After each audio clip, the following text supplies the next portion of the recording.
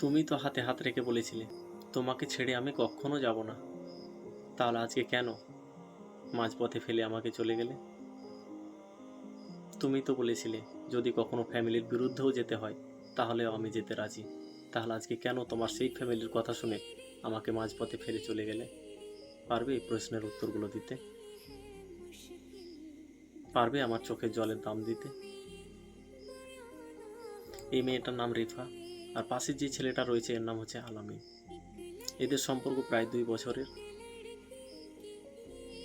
তো 2 মাস ধরে এই ছেলেটার সাথে তার কোনো যোগাযোগ হচ্ছে না, যোগাযোগ করছে না। দেখো, যদি কাউকে কথা দিয়ে কথা না রাখতে পারো, তাহলে জীবনে কারো সুন্দর একটা সাজানো গোছানো একটা জীবনকে ধ্বংস করো না। এটা তোমার কোনো অধিকার নেই। এটা তোমার কেন, কারো অধিকার নেই।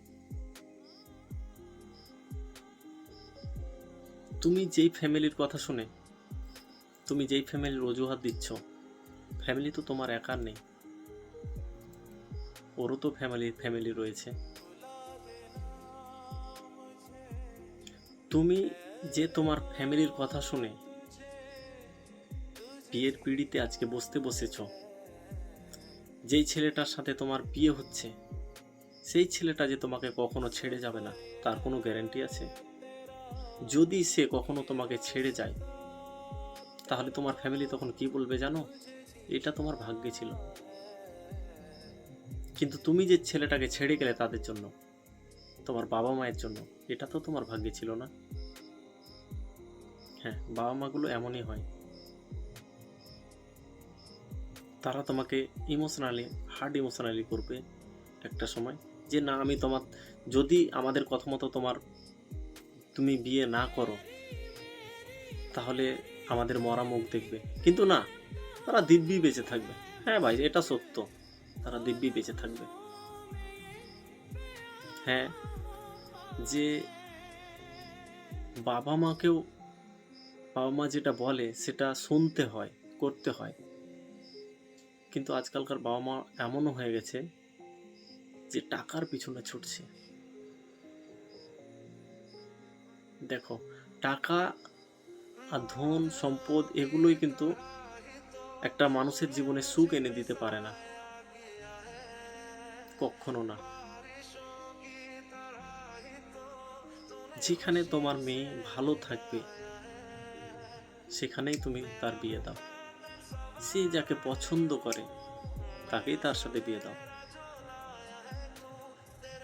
তোমার মেয়ে যদি আজকে তাকে বিয়ে করত, তোমাদেরকে না জানিয়ে বিয়ে করত, তাহলে তোমাদের মাথা নিচু হতো, ছোট হতো।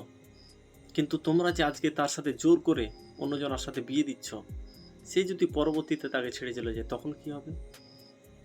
তখন তোমাদের মাথা উঁচু নিচু হবে না? আর দেখো আলামিন ভাই, আমি তোমাকে একটা কথা বলতে চাই,